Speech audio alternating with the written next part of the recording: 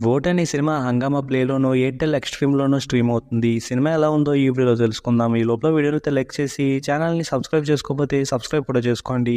ఈ సినిమా అయితే బాగానే ఉంది. ఈ సినిమా స్టోరీ ఏంటంటే ప్రభుత్వం ఇస్తున్న పథకాలకు అలవాటు పడిపోయిన ఊరికి వచ్చిన హీరో ఆ ఊరి కోసం ఏం చేశాడు అనేది సినిమా. ఈ సినిమాలో అయితే విలేజ్‌ని, ఆ విలేజ్‌లో ఉన్న మనుషుల్ని చాలా నేచురల్‌గా చూపించారు. అలాగే సినిమాలో ప్రభుత్వం ఇచ్చే పథకాల వల్ల మనుషులు ఎలా అయిపోతున్నారనే విషయాల్ని ఫన్నీగా బాగా చూపించారు. వాటికి ఆంధ్ర వాళ్ళు బాగా రిలేట్ అవుతారు. అలాగే సినిమాలో ఇలా ఉన్న ఊరి జనాల్ని మార్చాలని హీరో చేసే ప్రయత్నాలు, ఓటు గురించి చెప్పిన కొన్ని మాటలు అయితే బాగా అనిపించాయి. అలాగే అన్ని సినిమాలో లాగా హీరో అనగానే ఊరందరినీ మార్చేయాలి, ఏదేదో చేసేయాలి అన్నట్టుగా కాకుండా రియాలిటీలో ఎంతవరకు అయితే చేయగలరు అంతవరకు చేసినట్టు చూపించడం బాగా అనిపించింది.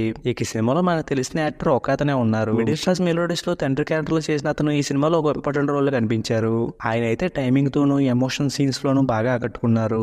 ఇంక సినిమాలో మిగిలిన వాళ్ళందరూ కొత్త వాళ్ళు అయినప్పటికీ మెయిన్ లీడ్ గా చేసిన అందరూ కూడా బాగా చేశారు. ఇక ఈ సినిమాలో బాగా అనిపించిన విషయాలు ఏంటంటే సినిమా స్క్రీన్ ప్లే కొంచెం స్లోగా ఉన్నట్టు అనిపించింది. అలాగే సినిమా సెకండ్ హాఫ్ వచ్చిన కాసేపటికి సినిమా ముందుకు వెళ్ళట్లేదు అనే ఫీలింగ్ వచ్చింది. అలాగే వెళ్ళడానికి కూడా పెద్దగా పాయింట్ కూడా లేనట్టు అనిపించింది. అలాగే సినిమాలో క్లైమాక్స్ కు ముందు వచ్చే సీన్స్, క్లైమాక్స్ లో అందరిలో మార్పు వచ్చే సీన్స్ అయితే అంత కన్విన్సింగ్ గా అనిపించలేదు. ఫైనల్ గా ఈ సినిమాలో అయితే ప్రభుత్వ పథకాల గురించి, వాటిని తీసుకున్న ప్రజల గురించి, ఓటు గురించి చెప్పిన విషయాలు బాగున్నాయి. వాటి కోసం ఈ సినిమాని అయితే ఒకసారి చూడొచ్చు. ఇంక ఈ సినిమాకి నేను ఇస్తున్న రేటింగ్ అయితే 2.75 అవుట్ ఆఫ్ 5. ఇక వీడియోకి వచ్చేసే ముందు వీడియోని లైక్ చేసి ఛానల్ని సబ్స్క్రైబ్ చేసుకోకపోతే సబ్స్క్రైబ్ కూడా చేసుకోండి.